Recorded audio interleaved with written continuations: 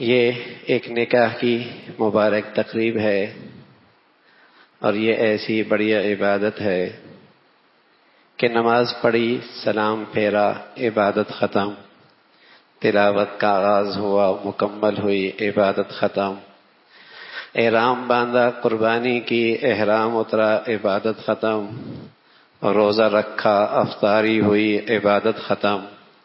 نکاح ایسی بڑھیا عبادت ہے، جب تک یہ مبارک سلسلہ رہتا ہے میاں بیوی عبادت میں رہتے ہیں۔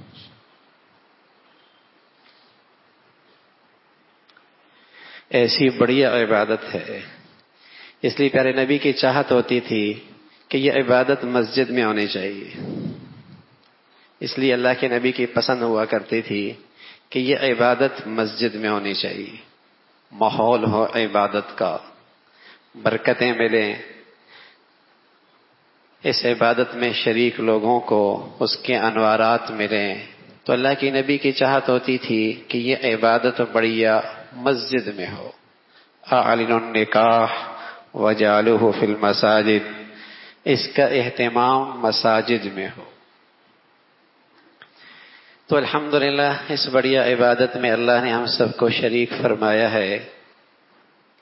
نکاح اس زندگی کے سفر کی ایک بنیادی ضرورت ہے، مرد کی بھی، عورت کی بھی۔ ہم جس منزل کی طرف روانہ ہے، آخرت ہے، جنت ہے، اللہ کی رضا ہے، اس سفر کی یہ بنیادی ضرورت ہے۔ جہاں کھانا ضروری ہے، پینا ضروری ہے، پہننا ضروری ہے، ایک مرد کی فطرت ہے، اسے زندگی میں عورت چاہیے ہے، عورت کی فطرت میں ضرورت ہے ایک مرد کی۔ یہ سفر کی ایک ضرورت ہے۔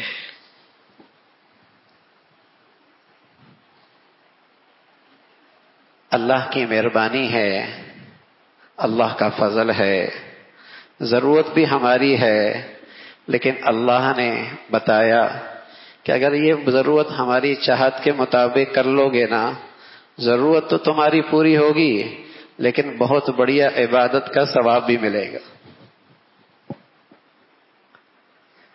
اس کی ضرورت تو ہماری فطرتی ضرورت ہے، لیکن اللہ کی مہربانی کیا ہے، اس کا کرم کیا ہے کہ ضرورت بھی پوری کرو، ثواب بھی لوٹو، کمائی بھی کر لو، اور اسے اپنے لیے بہت بڑی عبادت بنا لو۔